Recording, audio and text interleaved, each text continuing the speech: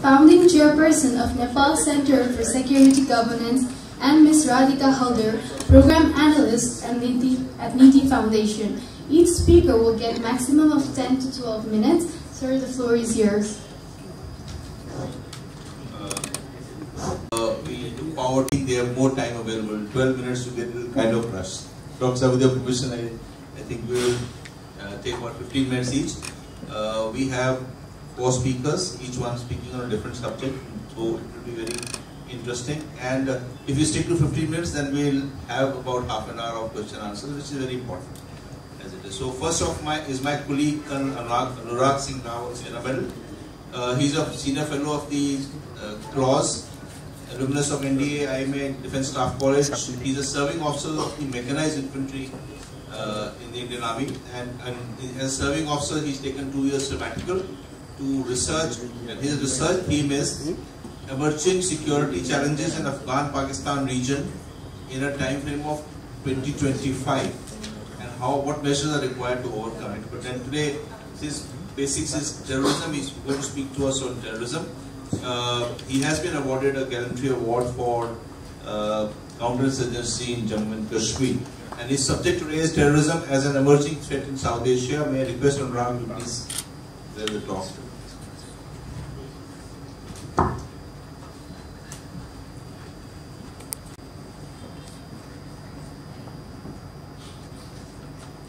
Thank you, Chair.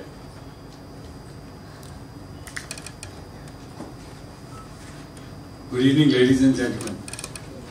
My colleagues in the first session have already spoken about traditional and non-traditional threats. Terrorism, about which I am speaking, is a non-traditional threat which is fast becoming a traditional one. In the next 15 minutes or so, I will be covering terrorism as an emerging threat in South Asia. 15 minutes may be slightly too less. However, I'd like to leave you with an overview and some thoughts on the subject. The growing threat of terrorism is a reality that we all live by. Terrorism, in one form or the other, has existed for ages. However, the events of 9/11 and the subsequent global war on terror has, for the last 18 years, firmly kept the world attention on this growing menace.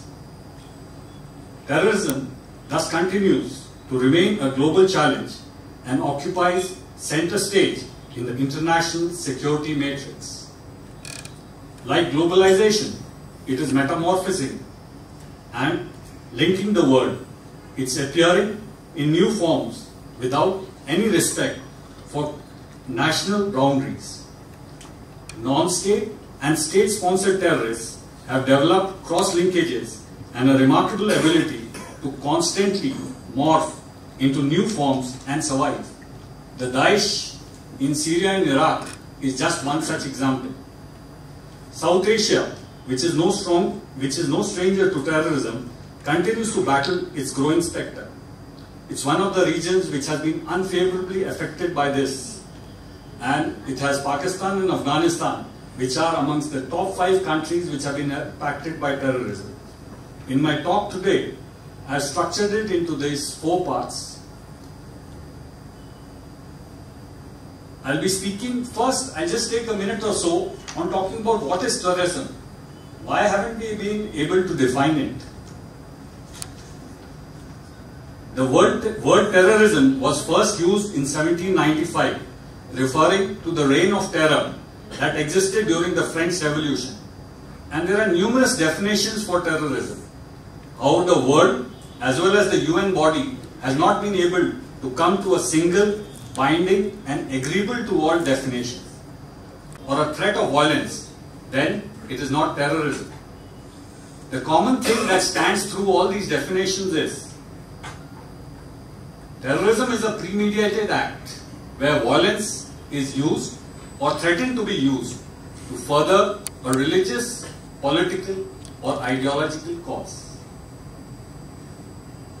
Let's now take a snapshot at various countries in the region and look at what is the terrorism status.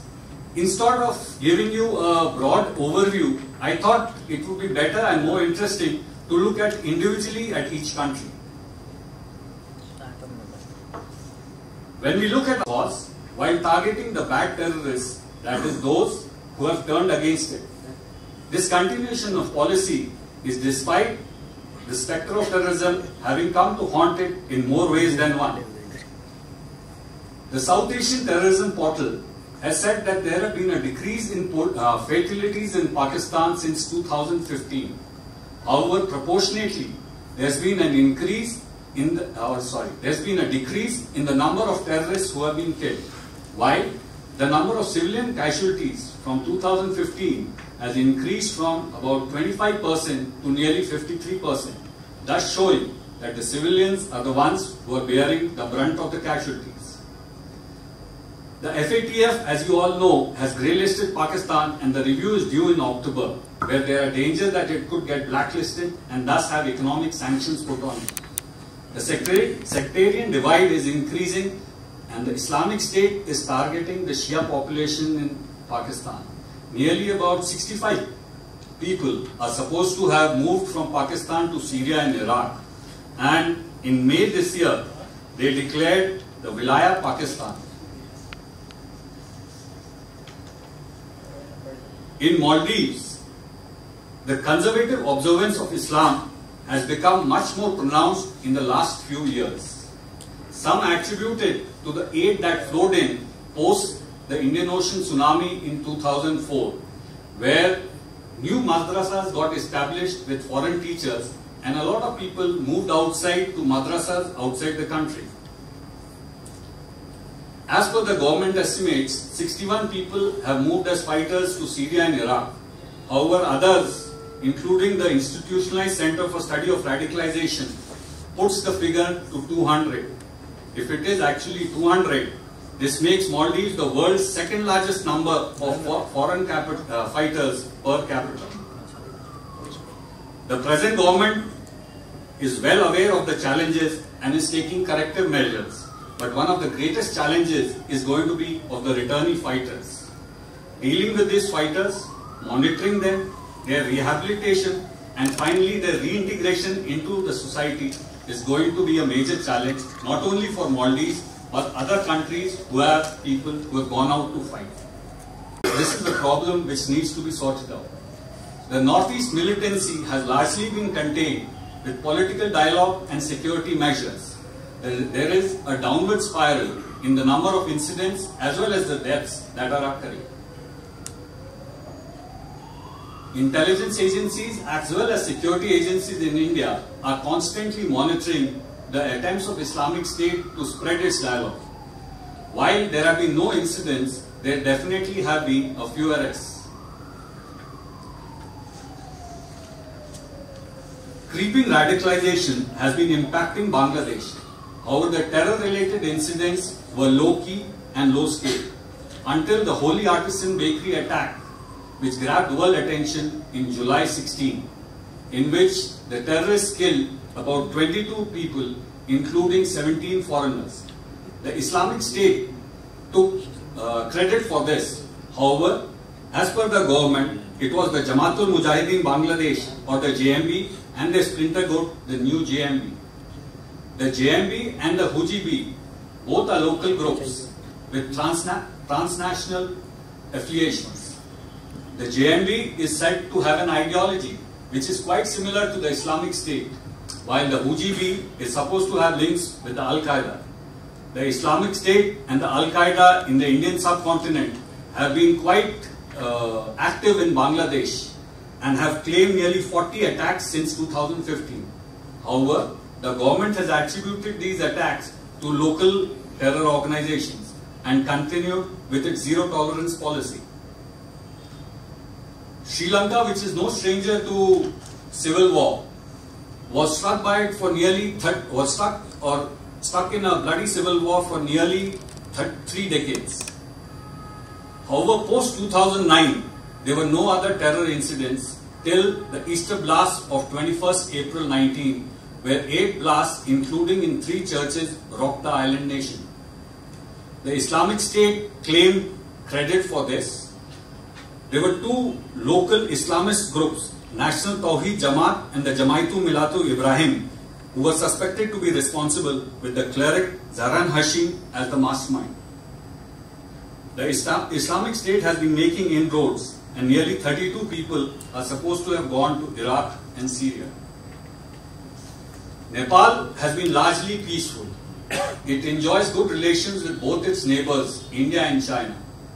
However, porous borders with India and easy access could be used by inimical elements, and the same may be needed to be guarded against. Bhutan again has been relatively peaceful, other than one operation called Operation All Clear, which was launched in December 2003 against ULFA and its allies, who had established 30 camps in Bhutan. The Bhutanese army cleared these camps at that time. Despite losing territory in Iraq and Syria, the Daesh seems to be increasing in its activity in South Asia, and its two new vilayats have been announced. While these two new vilayats may just be propaganda, it helps increase its visibility and may attract more followers. The region seems to be witnessing an increase in radicalization, though its diversity actually could have been a positive factor in strengthening the democracies. Deepening of the religious fault lines based on politicization and radicalization seems to be a growing trend. Transnational jihadi terrorism is likely to see an increase in the area. When we look at social media, recruitment, motivation, as well as acting as the main channel of communication is what it is being used by the terror organizations. This is common to all countries in South Asia, less maybe Afghanistan to an extent. It is likely to lead to further tensions. With the territorial defeat of the Islamic State, Al-Qaeda is likely to step up its effort to stay relevant in the region and attempt to regain leadership of the global jihad. Unfortunately, the most effective way of doing that would be to carry out some headline-grabbing terrorist actions. Coming to my last slide, the way forward. At the national level, we have to have comprehensive measures covering intelligence, information, security, legal, and the economic domain. However, the modern day terrorism has a complex and multidimensional character which transcends borders. Terrorists cannot be fought in isolation.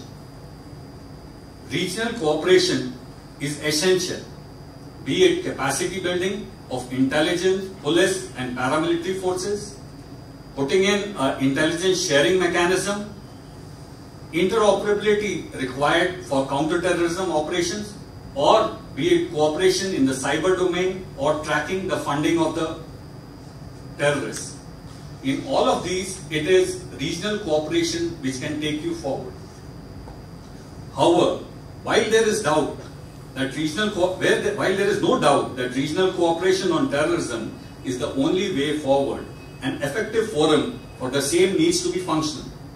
At the moment, countries are relying on bilateral ties to counter this menace. The main regional forum, the SAARC, is not very effective due to India's concerns regarding cross-border terrorism by groups based in Pakistan and Pakistan's denial of the same. Maybe it's now time to have a new security initiative, a regional counter-terrorism initiative that would have experts from different countries working together. If functionality issues with a country hinder the effectiveness of such a grouping, then sub-regional models like the South Asia Sub-Regional Economic Cooperation or the BIMSTEC are already in place, and those could be followed. Regional cooperation on terrorism is imperative today and cannot be held hostage. Thus, ways and means to make it possible is the only way forward. Thank you. Thank you, Colonel Rag. He said, and I was fascinated by saying a school child killing fellow children is not terrorism. It can cause a lot of terror in minds of people. is terror different than terrorism? Okay, we have the next speaker, Dr. Deepak Bhatt, whom all of you know well, and even we in India know him well. He's a founding chairperson of the National Center of Security Governance, holds a PhD from JNU. Very interestingly, he's currently a member of Parliament in the House of Representatives, and served as a member of the Technical Committee and Secretariat of the Special Committee for Supervision, Integration and Rehabilitation of Maoist Army Combatants. Very onerous task. And he is on board of large number of faculties and all well known around here. Dr. Deepak Bhatt, and we look forward to listening to him going to speak upon security sector governance and a very important issue. Dr. Bhatt. Thank you, Chair. General Sharma, distinguished panelists, and all fellow participants. As we have heard panelists in the first technical session, who have covered the whole range of traditional security issues, and of course the departure from traditional to non-traditional security issues. And with this, I think I don't need to go in what the conventional security is, which is state-centric. Of course, that since the inception of the nation states from Westphalia, but I will link it to the different continents and the movement of the people and the thinking of philosophers.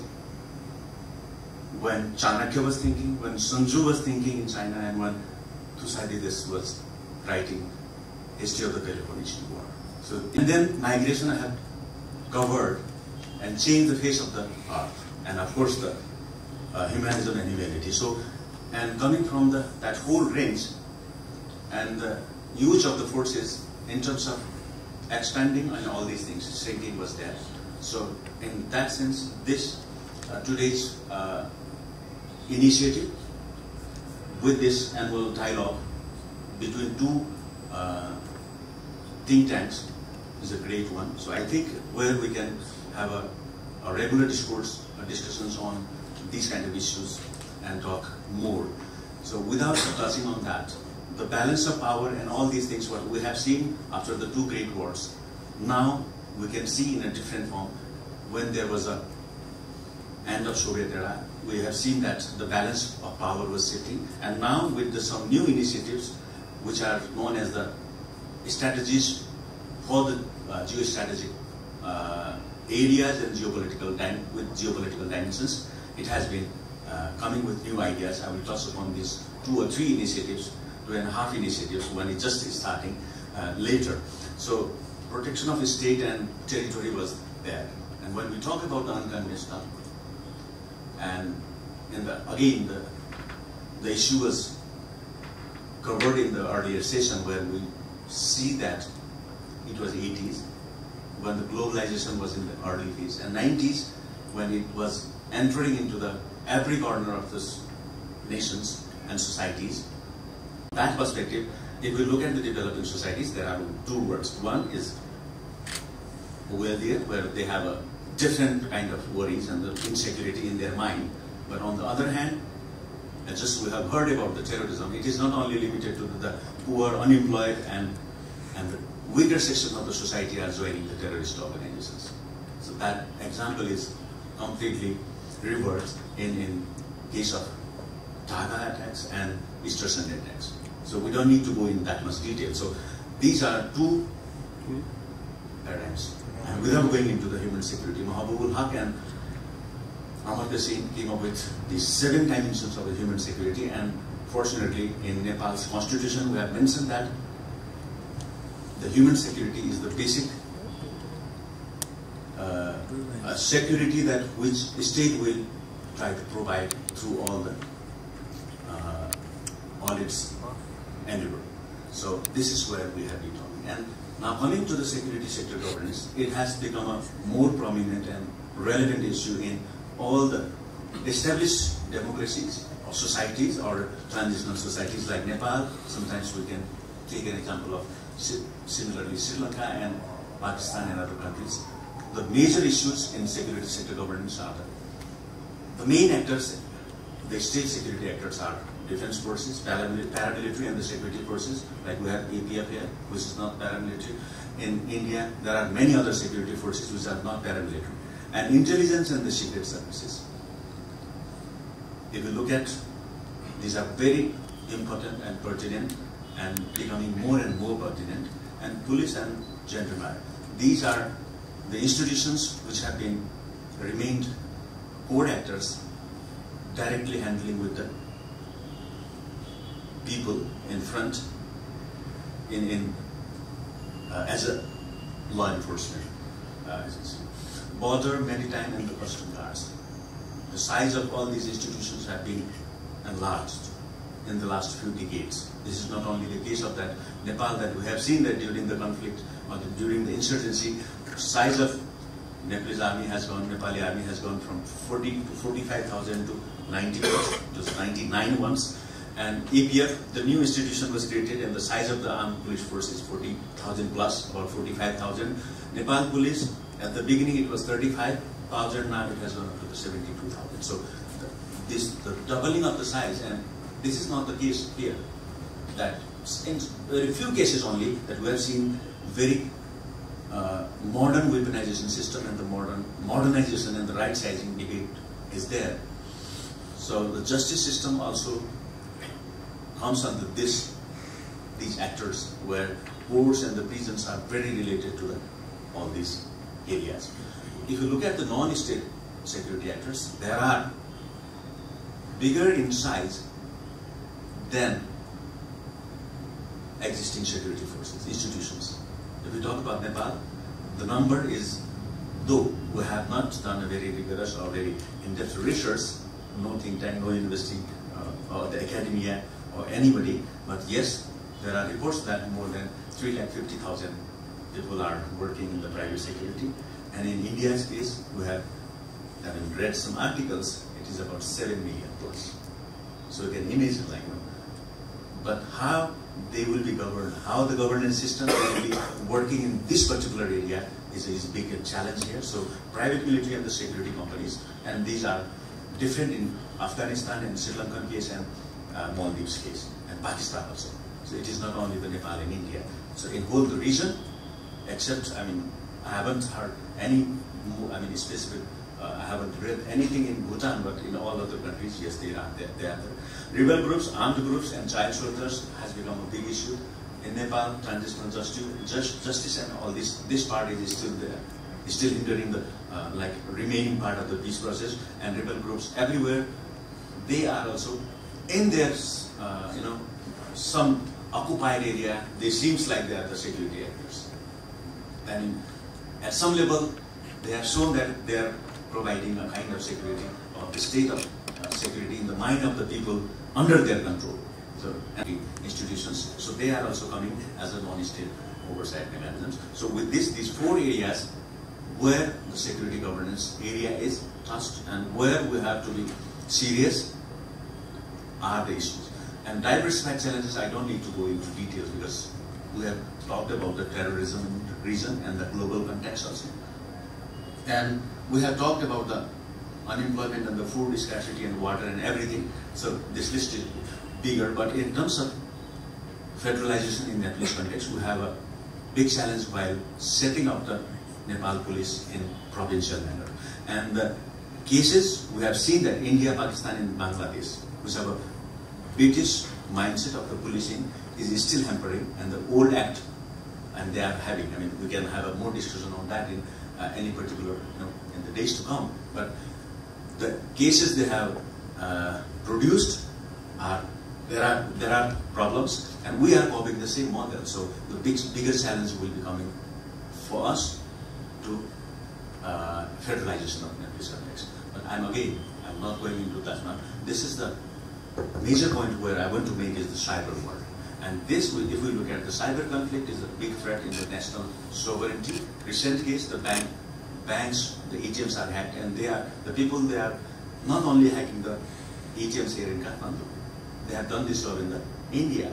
In the Cosmos Bank, the big money was transferred to the North Korea earlier. And from Bangladesh, more than $80 billion has been transferred, swiped. So this is happening in the region not only, but globally. So, and the cryptocurrency. If you look at the digital rights and management, Bitcoins, we have very fantastic example that Bitcoin Shiva Prali was registered here and they were openly saying that we are serving Bitcoins and producing Bitcoins. And a 59-year-old guy was producing Bitcoins in the Dolakha remote area, but he is having all the facilities without knowing it. So these are, and drones are coming in a different way to pose a new challenge in the security arena. So from wallet, from mobile, or the internet access everywhere, the cyber world and the cryptocurrency and the cryptology and all these things are coming with more complexities. So we have to look, have to have a very comprehensive manner in this particular area also. So with this I will make my presentation. Thank you. Comprehensive talk, very wide charter covered from terrorism to bitcoins and cryptocurrencies. So thank you very much for all that. And very interesting to note how the rehabilitation and integration was carried out of the Maoists. Very fine work done in Nepal, which we have followed with great interest. Thank you, Dr. Bhatt. Now we have Dr. Pramod Jaiswal, who requires no introduction. He is the research director of the NIS and teaches in Trivandrum University, Chopra University, visiting fellow in large number of Chinese. So, ma'am is very happy. She's also seeing you. There's really out here. Dr. Jaiswal now speaks to us on environmental security, disaster management, South Asia. About 15 minutes, sir. Thank you, sir. Actually, there is a saying in India that if there is no genuine in international conference, especially related to IR, it's not a credible conference. But to carry a chola. Yes. If you don't carry a chola, you're not there. Chola is still very time. Once you cross JNU, then you become very. Thank you, sir. I'll be talking basically on environmental security and disaster management in South Asia. I'll be very quick because I have tried to put it in 10 minutes, so let me try my best. South Asia is among the world's most vulnerable region to both natural and man-made disasters. Over the last 25 years, disasters have killed nearly 500,000 people in South Asia, and the financial damage worth $59 billion, 23,000 people, severely injured or disabled another 70,000, and left 2.8 million homeless. Similarly, in Nepal, in April 2005 earthquake, 9,000 people were killed and 22,000 were injured, and the total damage was estimated to be $10 billion, which is a huge amount. The rehabilitation cost of the 2004 tsunami disaster for India, Sri Lanka and Maldives is estimated to be $3 billion. The overall cost associated with the October 2005 earthquake is estimated to be approximately $5.2 billion. So you can see how there is a huge financial loss when it comes to this kind of disaster. South Asia region has extremely high environmental stress resulting from flood, the scarcity of water, high urban population density, energy shortage, deforestation, air pollution, environmental degradation, resource depletion, and natural disaster have direct implications in preventing or responding to environmentally caused conflicts and protecting the environment due to its inherent moral value. I think the need for environmental security in changing global order context is very changing, it's very different, and there are a few major important issues that we need to deal. First is complex and uncertain international security landscape that we are facing. There's the issue of multipolarity in all sense, economic, political, military. There's an increased number of fragile states, national instability, interstate versus intrastate. All these issues has come when it comes to dealing with environmental security. There is continued growth and power of non-state actors. There is multi-dimensional conflict, hybrid nature threats. Similarly, climate change, nature of operation and impact of military capabilities is also increasing in days to come. Technological advancement, both weapons as well as weaponizable things are there. Militarization of global commons, space, EMPs, etc., national and man-made, both are included. New forms of defense strategy and cooperation are emerging. Change of focus from nation center to global. Integration of non-traditional security issues in security strategies are emerging. A strengthening environmental jurisprudence has emerged. So far, there are more than 1,200 environmental courts around the world. I think it's more than 41 countries. And convention of cluster munitions, NPT, and all these are the major impact which has been having around the world. Another is like permanent court of arbitration for environment damage during armed conflict is emerging, and international court on environment crimes and rights of the earth. There are some areas of district agreement in spite that all the countries have been realized the grave concern of environment issues.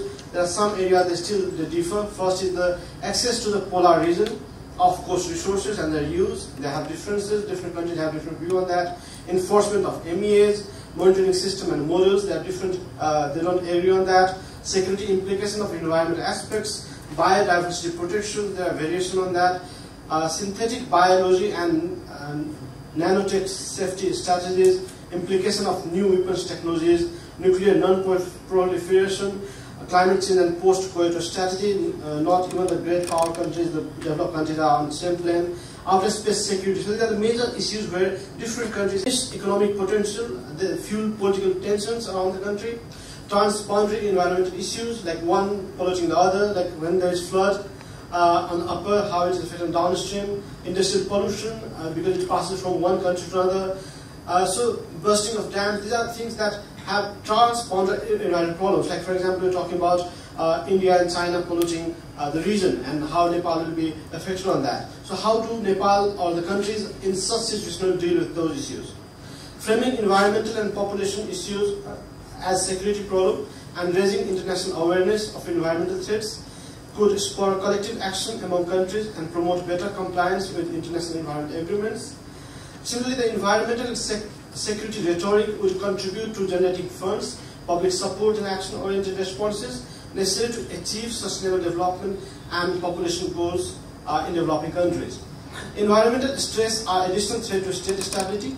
Military and intelligence agencies should monitor and analyze to mitigate environmental catastrophes and protect natural resources. I have been, when I was in India working in different think tanks, I have been studying like how they used to bring Brahmaputra as a weapon, like how China can use Brahmaputra river as a weapon. So that is how the issues of environment, like if Brahmaputra blast or maybe the water can be used as a weapon. So this kind of new debates also emerging in days to come. The environmental and security rhetoric will contribute to generating, let me briefly talk about environmental concern for South Asia. There are few that I have listed here. Let me briefly talk about them. First is poverty and environment nexus. I think both cannot go together. Similarly, there is rural-urban divide, which is growing greater. At the same time, there can be shortage of safe drinking water, adequate sanitation, and health services that can bring conflict or problems. Third is shared environmental concerns, like as bulk of population depend on livelihood. There are reasons for countries, basically the developing countries, that they are highly dependent on forests, farms, river ponds, and all, and that can have a greater impact. Land degradation is another, like soil erosion. There is rapid rate of deforestation. Poor irrigation system are there. In South Asia, there is drainage practices. Inadequate soil conservation steps are not taken.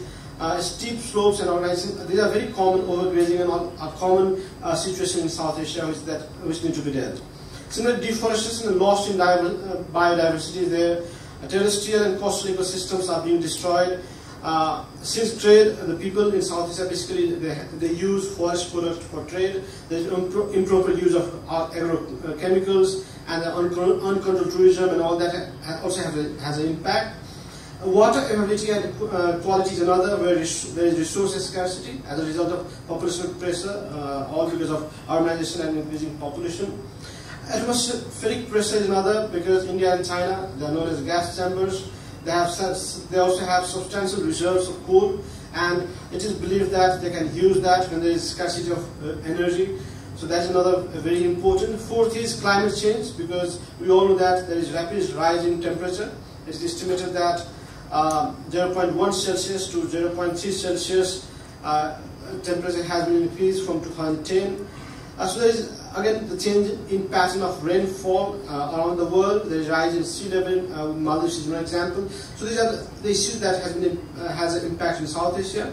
Another is trans-boundary movement of hazardous waste. Basically, like we often use basic products like paint, battery, pesticides, solvents, and all. And these are very dangerous when it comes to climate, environment. How will you take care of those wastes and all? So there's another that has to be dealt. And last is natural disaster, which is very common in South Asia, Nepal, India, basically northeast part of India, Pakistan, Bangladesh has been facing.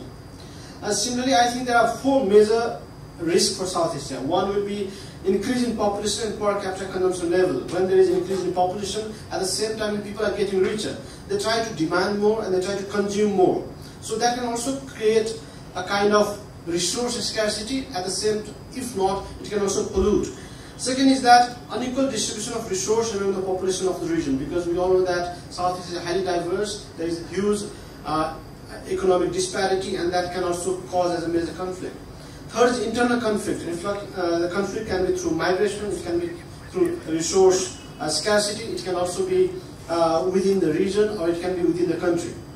Fourth is climate change and environment degradation in neighboring states. For example, the impact of India and China, like melting of glaciers can be happening here in Nepal, which can cause water scarcity, it can cause food security as well. There can be hydro conflict between different countries. There can be disaster conflict with disaster management, which can have another significant spillover effect and depression on international security. Let me briefly talk about the disaster in South Asia. You can see the graph that how there is sharp increase in the events that is related to earthquake, flood, and storm. Disaster risk management, basically I've just put the data here. You can see that it is increasing day by day. The number of disaster issues in South Asia has been increasing since the past, and these are the individual data that maybe I'll try to put it when it's in the form of paper. We all know the case history of Nepal, but let me come to the drivers of disaster. What are the major drivers? I think the first is population growth. You all know that all the South Asian countries, there is increasing trend in population. That is one. Second is economic expansion, that the countries are getting richer. India is emerging as an economic power, Nepal is the growth rate is doing quite well, Bangladesh is emerging, so that will also have an impact on environment, because they need to invest on those. Another is urbanization, because with the emergence of economic capabilities, there will be urbanization in South Asia, and that will have another impact on disaster, or you can say what you call environment. And the last can be mismanagement, because we all know that South Asia is one of the most mismanaged regions, because we don't have strong control of any of the issues, policies. Basically, when it comes to environment and disaster, we are very careless. So I think that the major things that will be there. Vulnerability and disaster risk in South Asia. First, high population density. We all know that. Weak governance, both local and urban. Climate change issue will be there. High rate of urbanization. No effective local structure, both in place of disaster preparedness, or you can say that disaster risk reduction, that in both issues we are not doing quite well. There is high rate of women youth unemployment in the region, and there can be rampant rural poverty. Increased population and degradation of natural resources can be there. Similarly, I think how we can deal with that, I think for that we need disaster management, and the first can be risk identification. First of all, we must need to understand what are the risks, because you can act only when you identify the risk. Second can be shifting the focus from past to the present and future. We always look at the past and try to only deal with the current problems. We have to look at it through not only present but to the future level. Third is risk awareness. Collectively work on disaster management. And improving institutional capability is very important for all the countries to do. I think I'll end here, and if there's a question, I'll get back to you. Thank you. Thank you very much, Dr. Pramod Jaiswal. Very interesting talk and very interesting presentation, very comprehensive one. I enjoyed listening about environment as a weapon, and whether it can be utilized as one of interesting to talk about it. And also that South Asia is a very mismanaged region. The last and the most important speaker, I'm not saying the least, the most important speaker is Ms. Radhika Haldar, Program Analyst at Niti Foundation, Kathmandu, specialized in global terrorism, radicalization, violent extremism. And she's done her Masters in International Relations in the University of Sussex, England. Recently published a book titled Understanding Suicide Terrorism. Very interesting subject, and I don't know how I missed it. but she's also from Delhi, from one of the think tanks called CAPS, which I know well. Thank you. Thank you, sir. And a very good evening to everyone. I am aware that I'm the last speaker of the day, so I have the task of not being repetitive and trying to remain, trying to keep the audience as engaged as possible. Also, the topic that I have chosen to speak on is radicalization and terrorism in South Asia. And of course, Colonel Rawat has comprehensively explained to us about terrorism as an emerging threat in South Asia. So I would like to focus a little more on radicalization and why terrorism thrives. You know, try to attempt to understand why people become terrorists and how vulnerable South Asia is in that context. We've spoken about security earlier today, and I don't think I need to go into much detail, but just to give a quick recap, security in different countries exists because security would loosely mean the state of being free from danger or threat. And danger and threat itself is a very subjective concept. Of course, we've spoken about Barry Buzan as well earlier today, and he broadly mentions 3 levels of national security. That is state security, societal security, and human security, which we've spoken about over here. But when security measures are not adequate enough, then we look at the opposite of security. We're forced to look at the opposite of security, especially being South Asians, because that then brings us to the issue. What are the security issues in South Asia? And so insecurity, I would loosely define as the state of being open to danger or threat, or the lack of protection, and of course the feeling of vulnerability. And vulnerability is key, and I'm going to keep mentioning this throughout my presentation. There are some common characteristics present in South Asia that also have immense potential for vulnerability and insecurity in varying degrees. The threat posed by these insecurities and vulnerabilities, the biggest threat that these pose are the fact that it can take different forms of expressions. So whether it's porous borders or governance issues, corruption, unemployment. We've spoken about aspirations of the people that are perhaps not being met, migration, displacement, the presence of extreme diversities along ethnic and religious lines, and of course minorities and marginalized communities. Each of these characteristics feature in every South Asian country in different degrees. And what they also present are spaces for vulnerability. And like I said, the problem with vulnerability is that more than often there is an urge to express vulnerabilities by citizens, and one of the most lethal forms of this expression would be terrorism. I again will not go into much detail, but essentially we can agree, of course there's no widely accepted definition of terrorism, but we can agree on a few common characteristics, a few traits of terrorism, the way we see it in the world today. And essentially, it is the use of fear as a tool for coercion to achieve objectives. These objectives can be political, social, religious. We've seen that they are mostly political.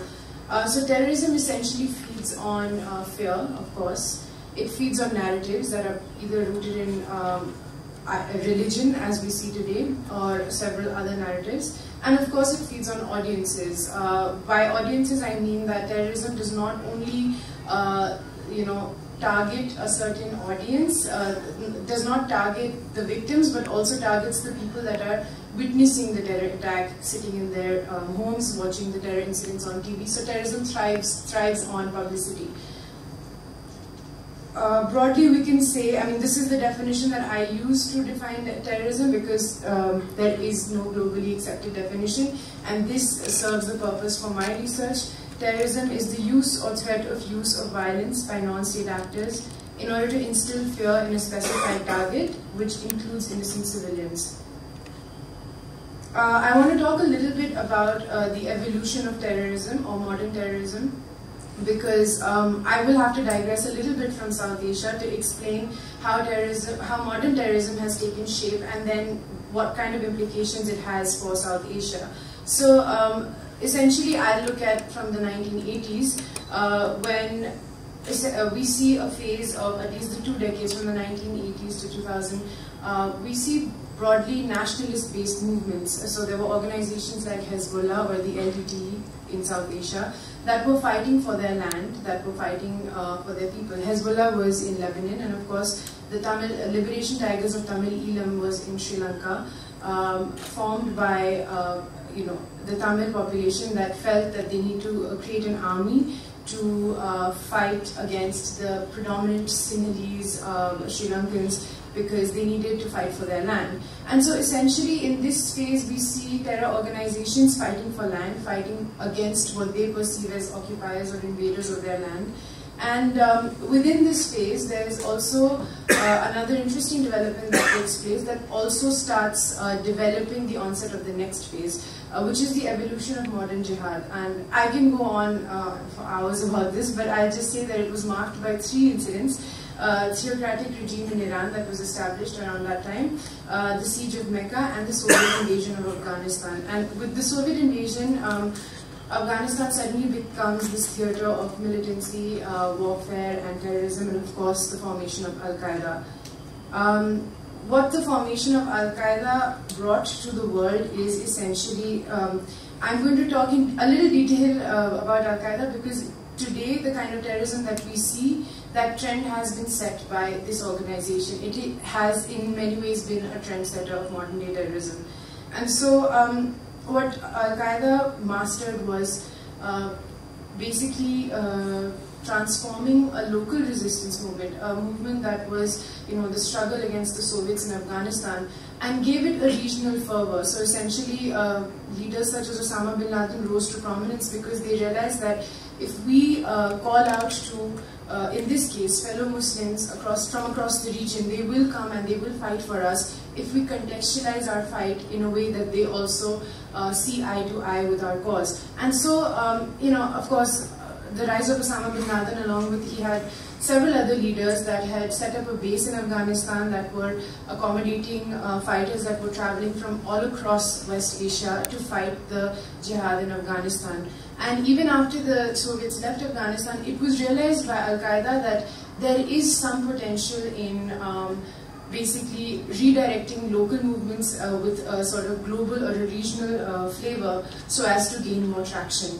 Al-Qaeda then also declared a war against the Americans occupying the land of the 2 holy places, which basically refers to Iraq and Saudi Arabia in this case, which was still a very specific declaration. And then what happened was the declaration of the World Islamic Front for Jihad against the Jews and Crusaders. This is extremely significant because this is a global declaration of war. And so essentially what Al-Qaeda did with that was that it of course gave a transnational sort of flavor to terrorism. It understood the meaning of giving local resistance movements a global direction and voice. Also basing ideology in religion. Religion is one of the most powerful unifying agents because it's something so personal. And therefore the goal resonated with sympathizers across the world. Essentially, organizations like the LTTE and Al-Qaeda managed to, become these very strong, powerful, charismatic leaders. They managed to destroy all aspects of their followers' lives by promoting alienation from broader society. This alienation may already exist, in which case it has been exploited or it has been made to realize. And the leader slowly started becoming like a godlike individual for his followers. By systematically polarizing individuals and fostering an idea of us versus them. So this, what you're seeing on this slide, is exactly how radicalization in this particular phase began and developed. Similar in regional collaboration or cooperation. In Nepal, earthquake 2015 is a very good example of regional support, because all our neighboring countries responded quickly and very effectively. Like the Indian National Disaster Response Force landed here in the same day, and Pakistan, Sri Lanka, Bangladesh, including Bhutan also sent their responders within 72 hours. That was a very critical period, and Nepal is very thankful for that support. However, that effort was not in a regional basis. That was in our bilateral basis. close nations, bilateral relations, right? Spontaneous reaction, we got it, but we could not collaborate that as a regional phenomenon. Whereas we are interlinked in such a way that, like we had an earthquake in 2011 at the Nepal-India border, right, at the no man's land of Sikkim and Terrorism. That earthquake has effect on Nepal, Tibet, India obviously in Sikkim, Bhutan, and Bangladesh as well. And we popularly say, "Nabbe saal ko bhuichal." That is, the old knows about that Nabbe saal ko bhuichal as a 1934 Bihar earthquake.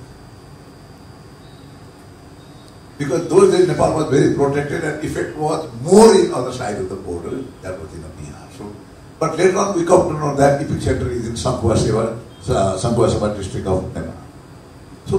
So this kind of connectivity is there, and we had there was a hudud in a cyclone in the Bay of Bengal, and many mountaineers were trapped in Nepal. So that kind of connectivity. So if we could do something in a disaster reduction at least, so that we can minimize the effect of disaster in our region, how, if we could shed some light that how we can enhance our collaboration effectively, so that in the coming days we can minimize the risk on that and we can respond very effectively. Thank you, sir. From Afghanistan. We are the victim of terrorism. Every time I try to say the reality. In Afghanistan, like in South Asia, every country have their own definition for terrorism. Like sir mentioned that Pakistan still believe in bad and good terrorism. I living in near to border, Pakistan border in Khyber Pakhtunkhwa in Afghanistan. India, like in that's the reality that we should accept, that in the people in Khyber Pakhtunkhwa fighting for their right, they define a terrorist group, Pakistan.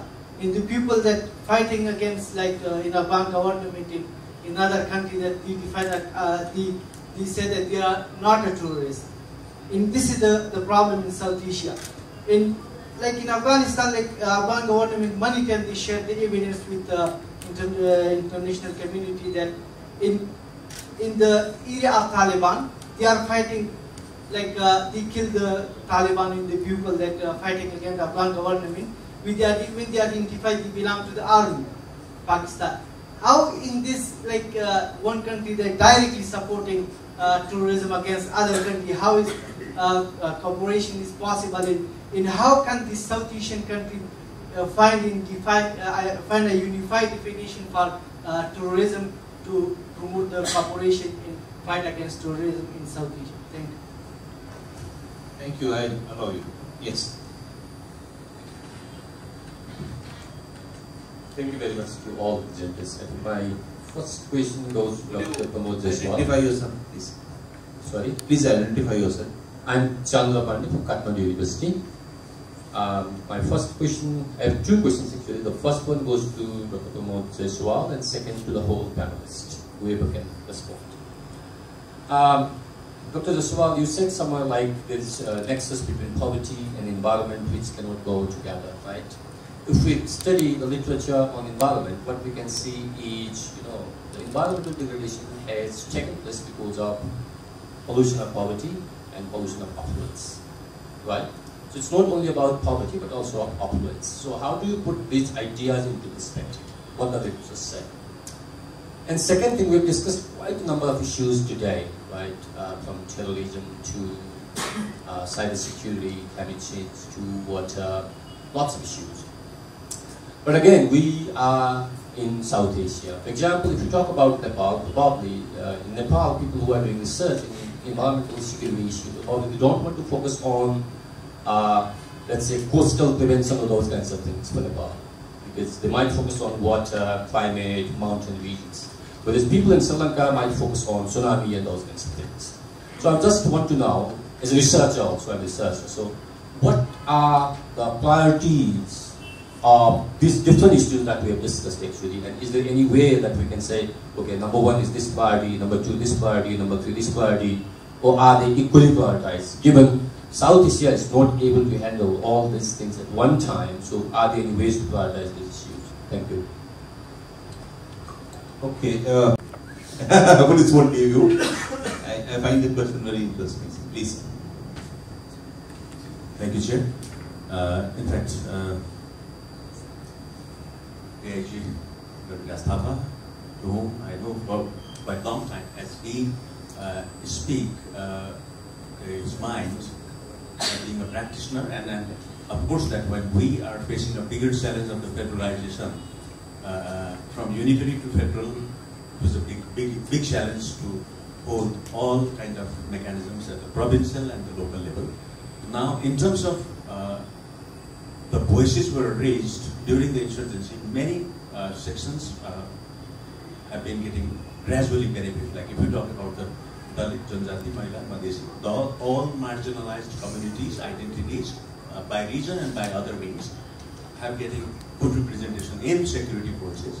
The number has gone like from not zero, but if you look at the army, Nepal army, the then Royal Nepalese army, there were only the medical force and there was the technical force. Now, the female has gone up to the major, and they have successfully passed the command and staff college. So we see that they are coming, and it is similar in the armed police force and the Nepal police. So the number, in terms of inclusion, has gone up to about 4% plus. So which is, it is not only for that part, from other, Dalit and Madhesi and all these things. So gradually that is accepted by society in all the, not only the society but in the government, these kind of infrastructures. And federalizing all these things, the synergy coming and the resilience coming from the society is great. So I think it is positive. And the challenges, I mentioned briefly about the act British promulgated, and which is like, have been practiced by India, Pakistan and Bangladesh in terms of federalization of the police. And if you look at the literature, if you talk with the police officers and the security officers, even our generals and colonels from the Indian Army can briefly said that the policing system in India itself, or the Bangladesh and Pakistan itself, is that they are facing challenges. 7 provinces, and they belong to the provincial administration. There would be politicization of police, because that provincial administration, whichever party it belonged to, would lead the police to what they want police to do, and not what the nation requires the police to do. So that federation of police, what we have Dr. Bhatt has rightly pointed out, we have carried forward from British times. We are feeling the pinch of it in the nation. There is I'm saying that we are feeling that the police has got so politicized because of the federation that they are not able to match up to the national requirements of police force. So there is an issue here. The second issue I wish to raise is that, is it an era of specialization now? Is a general policeman worth it? Or we need to have a specialist policeman? You are an experienced handsome. Whenever we see a policeman, he wants to check whether I am drunk or not. So my kind of police is different. We feel that policeman, that Thana fellow, the man who looks after your locality, is of immense importance. Because what we call Thanada, you call SHO, because he has to have the pulse of the area he belongs to. He ought to know that there is a factory here in his backyard which is producing bombs. But how does the Thana fellow doesn't know the basic intelligence of what is happening in his small locality? He ought to know it. If he doesn't know it, then he is not performing his job. So there is a Thana chap. There is a specialization required in a manner that you take on terrorist actions. There should be manner of people studying. You mentioned madrasas, for example. You mentioned madrasas, conversions, Hinduism. You see, there has to be specialization in this manner. But Miss Radhika, she says about radicalization is so important that what is the basic problem a nation faces today? We will feel it is not criminology. Police will handle crime in some manner. It's a question of radicalized society. The ideological change that is happening which we are not able to. Disaster, the way we are dealing is only at bilateral level. We had very good relations with China, India, and every nation responded promptly. Imagine if it had happened in India, Pakistan. How many would have turned up? Maybe only China or a few countries enjoy very good relations with India and others. So what I want to say is that we need a regional framework, because relation can change, but we need a framework where we can deal with these kind of issues. So for that we need institutional capacities and regional framework.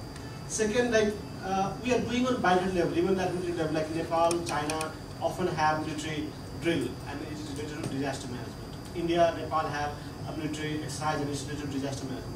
So on bilateral level, we have been engaging at different levels, at different fronts and all, but not in a regional framework.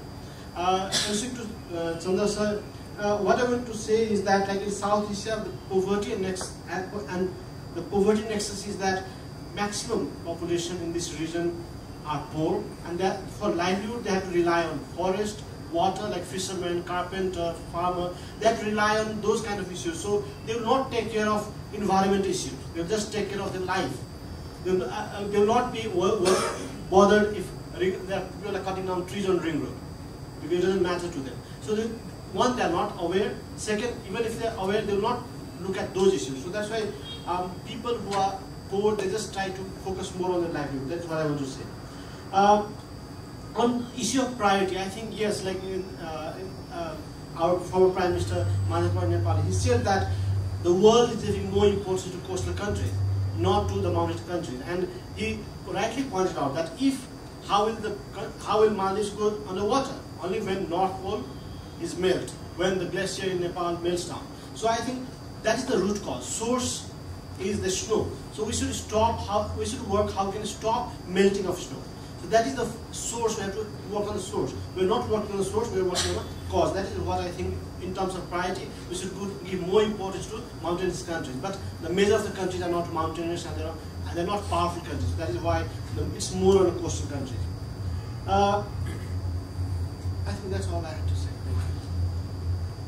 Afghanistan, in your own personal experience, just adds meat to what was flashed about good and bad terrorist policy being followed by Pakistan.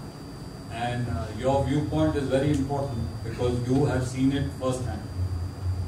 I completely agree with you when you say that if a country is following this kind of policy, how can you have a regional cooperation? The way ahead, in fact, that is the reason why we have not had a very effective regional cooperation on terrorism. And while on some issues, bilateral cooperations or even trilateral cooperations can take the day forward, terrorism today in South Asia is an issue in which regional cooperation is essential. However, like I had suggested given as a recommendation, one of the way forwards then could be that if we are getting stuck with a particular country, we have a sub-regional grouping which includes at least all the other countries. That the same thing has already been done in some of the initiatives, like the South Asia sub-regional economic cooperation that's being carried out, or the BIMSTEC which has been done. Most of the countries around have been included. Afghanistan, yes, is not part of BIMSTEC, but a sub-regional cooperation based on excluding a country which may be hindering regional cooperation on that subject seems to be the only way forward at the moment. A perfect example or a perfect state would be where it's a regional cooperation. However, when things stand as they do today, I think sub-regional is the way forward.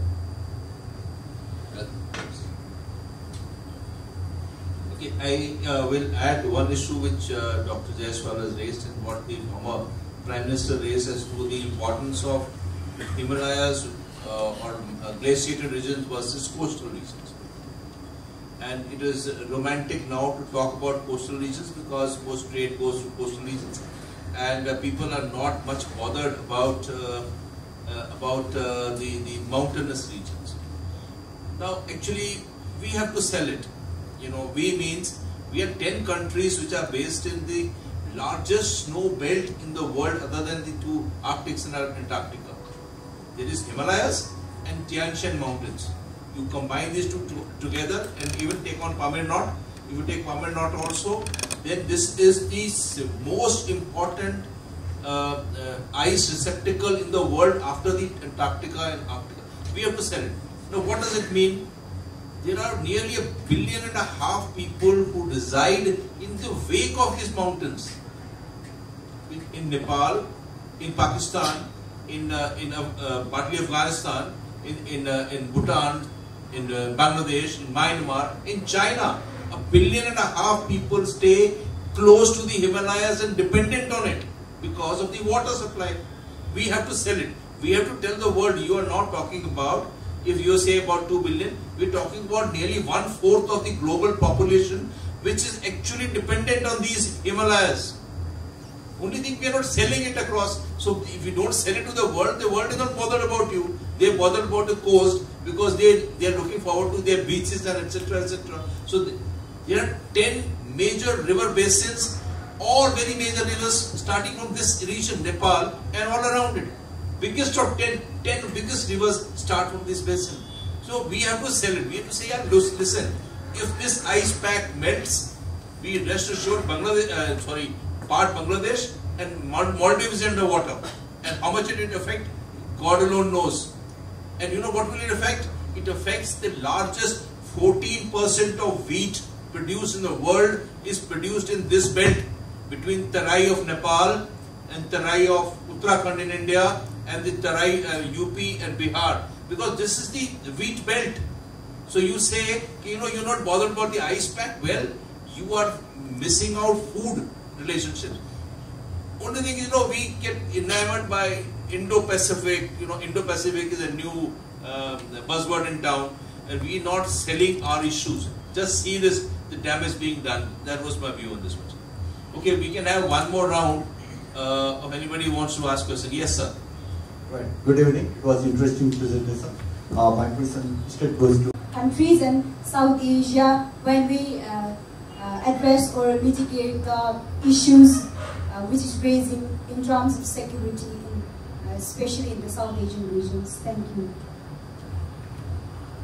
Mountains, they are prone to landslides, to accident, everything. We are prone to floods every year. We are prone to drought every year. One side it is flooding, across the other side there is drought. You know, this is the kind of, we need to manage. And then of course, radicalization, terrorism, and so many things happening together. We need a body which studies this. And they have experts in this line who would debate on these issues, and who knows here which country will give what at what time. We are the largest contributors to United Nations in South Asia, between Nepal, Bangladesh, India, Pakistan, largest contributors to United Nations. Why? Because we earn money. This is a part. But you know, it is there. But we can't contribute to ourselves. I think we need to have some regional mechanisms which are effective. If a country doesn't want to participate, so be it. Maybe others will participate. Does India have a de-radicalization program?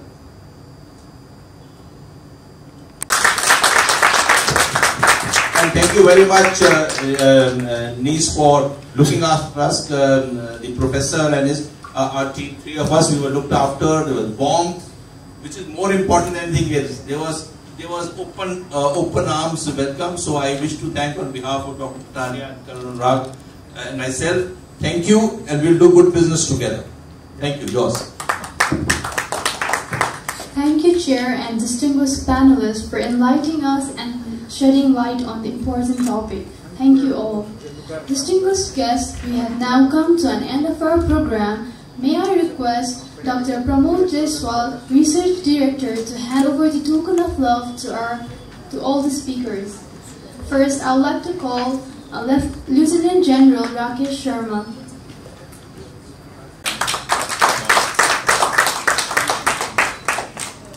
Colonel Anurag Singh Rawat.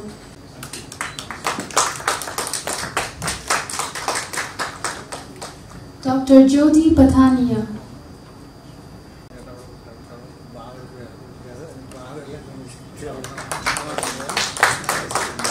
Dr. Deepak Prakash Bhatt.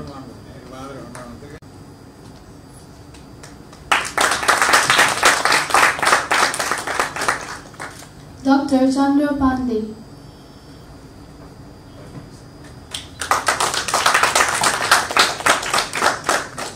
Ms. Radhika Halder.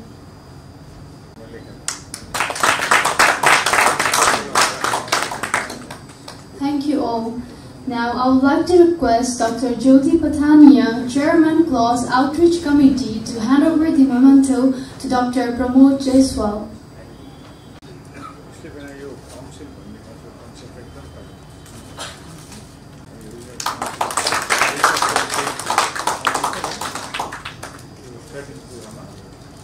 Terrorism, radicalization, for your reasons of the sector.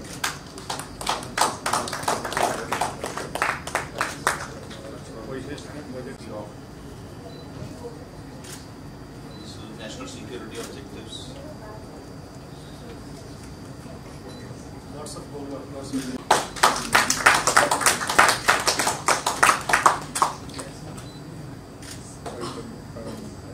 Now the Indian Army book for your institution. It's the Indian Army book for the